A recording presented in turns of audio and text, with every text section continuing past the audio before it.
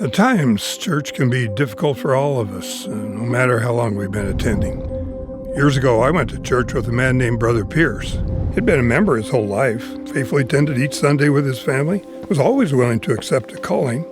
But he also had a unique routine in church that was impossible to ignore. Each Sunday, he'd sit down with his family in the same seat of the chapel, put on a pair of sunglasses, and go to sleep. He'd sleep through the entire meeting. Talks, hymns, testimonies, nothing seemed to get in the way of those perfectly timed naps. One day I found myself talking to Brother Pierce at his home and couldn't stop myself from asking him the obvious question, "What's with the naps?" Brother Pierce explained that he was bored at church. He'd seen and heard most of what he needed for his own spiritual growth. He made sure to take the sacrament and be with his family as they learned about the gospel, but it was simply more productive to get some shut-eye rather than participate. As I listened to him rationalize his stance on church naps, it was clear Brother Pierce wasn't seeing his own value.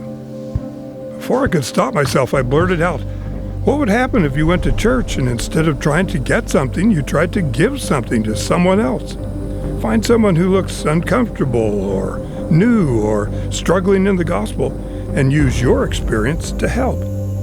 Brother Pierce stared blankly for a moment and then began to see what I saw.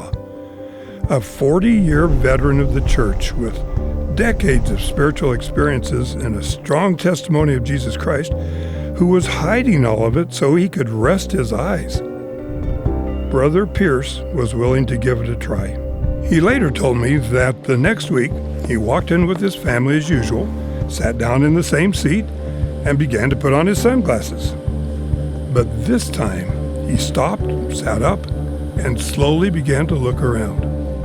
He noticed a mother struggling to settle an argument between her two toddlers. There was a new couple who had moved into the neighborhood he had never spoken to. He also saw a young man sitting alone, just staring at the pew in front of him. Brother Pierce suddenly saw opportunities everywhere, and all he had to do was open his eyes. As the weeks went on, Brother Pierce sat next to people who he noticed might need something, people who came to church that Sunday wondering if they'd ever come back, people struggling with their faith or feeling as if they didn't belong. Jesus said, "By this shall all men know that ye are my disciples, if ye have love one to another." If we don't actively love each other right here, right now, then are we really his disciples? Let's look around our chapel for those who need us. Others will be blessed, and so will we. As we learned from Brother Pierce, we don't come to church to take spiritual naps. We come to love. We come to embrace. We come to give of ourselves to someone in need.